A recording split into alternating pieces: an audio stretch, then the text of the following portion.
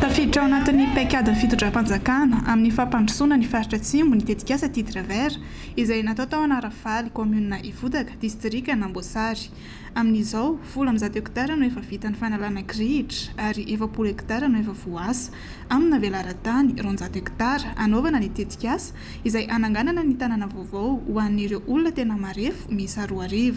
Efa misy ihany koa ny fametrahana ny point de forage ao amin'ny site pilote. Tanjona aty tongavana dia ny fanatsarana an'ilay veritena sy ilay fiainanareo aty mba tsy ho kerelava, tsy ho sahirana lalandava, mba tsy veriberena an'izany.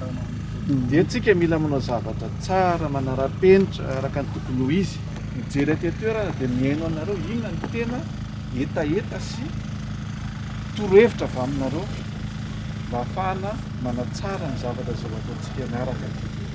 Izy ity zany rehefa tena mipetraka tsara dia izay maty travers azy omeny fanjakana n'ilay boky izakana tanteraka n'ilay toerana ilay mipetraka eto dia anazy tanteraka izy io efa nametraka dingana ny filohan'ny repoblika hoe isaky ny 3 volana dia tsy maintsy mijery aty izy tenany mihitsy vatantenany hijery mandeha ny asa sady tsy mandeha dia mba ho aseho antsika amin'ny maneran-tany hoe izao ny tiantsika amin'ny vana ny aty Atsimo.